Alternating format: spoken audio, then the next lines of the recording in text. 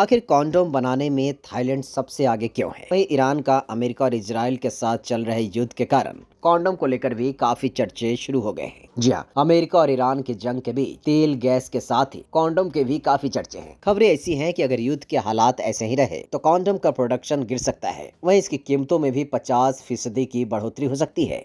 बता दें कि कॉन्डोम के प्रोडक्शन में थाईलैंड सबसे आगे है, लेकिन वहीं अब जंग के कारण मुश्किलें काफी बढ़ने वाली हैं। वहीं लोगों के मन में ये भी सवाल है कि आखिर कॉन्डोम बनाने में थाईलैंड ही सबसे अग्रणी देश क्यों है। खबरें हैं कि पश्चिम एशिया में चल रहे युद्ध के तनाव के कारण कॉन्डोम की कमी होने लगी है। बता दें कि अकेले भारत में ही 8,170 करोड़ रुपए की कॉन्डोम इंडस्ट्री है, लेकिन फिर भी ये सप्लाई चेन की क्राइसिस से जूझने लगी है। कई मीडिया रिपोर्ट्स में ऐसे दावे किए जा रहे हैं कि भारत में इसकी कीमतों में 50% की बढ़ोतरी हो सकती है और इसके पीछे की वजह बताई जा रही है समुद्री रास्तों से आने वाले कच्चे माल में कमी। इसको लेकर खबरें हैं कि कंडोम को बनाने में जिस पेट्रोकेमिकल प्रोडक्ट सिलिकॉन ऑयल और अमोनिया का इस्तेमाल किया जाता है उसकी सप्लाई में कमी आ रही है। इसके बाद अब इनकी कीमतों में बढ़ोतरी हो सकती है। रिपोर्ट्स में ऐसे दावे किए जा रहे हैं अमोनिया की कीमतों में 50% की बढ़ोतरी हो सकती है। हालांकि कॉन्डोम का प्रोडक्शन कई देश करते हैं, लेकिन फिर भी कुछ देश इसमें सबसे आगे हैं। ब्लूमबर्ग की एक रिपोर्ट की माने तो मात्र 6 करोड़ आबादी वाला थाईलैंड कॉन्डोम एक्सपोर्ट करने में सबसे आगे है। तो अगर कॉन्डोम खरीदने की बात करें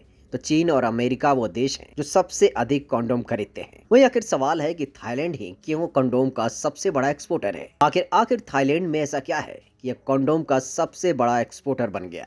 इसके पीछे मुख्य रूप से 5 वजहें गिनाई जा रही हैं, जिसके कारण थाईलैंड जो पूरे विश्व को कंडोम एक्सपोर्ट करने की लिस्ट में सबसे ऊपर है। और इसके 5 वजहों में से पहला नंबर है नेचुरल रबर। जी हाँ, बता दें कि कंडोम को बनाने में कच्चे माल के तौर पर नेचुरल रबर का इस्तेमाल किया जाता है और इसी नेचुरल रबर के प्रोडक्शन के मामले में थाईलैंड है सबसे आगे, जिसके कारण उसे कच्चा माल हासिल करने में लागत काफी कम पड़ती है। नेचुरल रबर की बहुतायत होने के कारण थाईलैंड में मैन्युफैक्चरिंग इंफ्रास्ट्रक्चर भी काफी अच्छी है और इस कारण से लेटेस्ट प्रोडक्ट बनाने के लिए यहाँ बड़े स्तर पर इंडस्ट्री को विकसित किया गया है और बड़े पैमाने पर प्रोडक्शन की जाती है। कॉन्डोम बनाने के लिए यहाँ काफी हाईटेक मशीनें हैं और रबर के बहुतायत होने के कारण बड़े पैमाने पर कॉन्डोम का उत्पादन किया जाता है। वहीं एक तीसरी वजह बताई जा रही है सस्ती मजदूरी। रिपोर्ट्स है कि थाईलैंड में मजदूरी काफी कम है और यहाँ मजदूर आसानी से उपलब्ध है और रही सही कसर पूरी होती है नेचुरल रबर का आसानी से मिलना।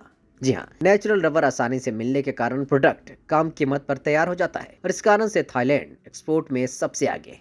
थाईलैंड सरकार का भरपूर सहयोग। जी हाँ, कॉन्डोम मैन्युफैक्चरिंग थाईलैंड की अर्थव्यवस्था का एक अहम हिस्सा माना जाता है। वहीं इसमें थाईलैंड सरकार का भी खूब सपोर्ट है। थाईलैंड सरकार ने भी इसके एक्सपोर्ट को बढ़ावा देने के लिए कई कदम उठाए हैं और कंपनियों को काफी सहयोग भी किया है। प्रोडक्शन और एक्सपोर्ट बढ़ाने के लिए सरकार ने टैक्स में छूट भी दी है और कई इंडस्ट्रियल जोन भी बनाए हैं। इससे कंपनियों के साथ साथ सरकार को भी खूब फायदा होता है। वहीं पांचवी वजह है थाईलैंड द्वारा एक्सपोर्ट किए गए कॉन्डोम की क्वालिटी को लेकर। जी हाँ, जो अंतर्राष्ट्रीय मानकों पर खरा उतरता है। थाईलैंड में कई बड़ी कंपनियां हैं जैसे थाई निपॉन रबर इंडस्ट्री और ओकोमोटो इंडस्ट्रीज।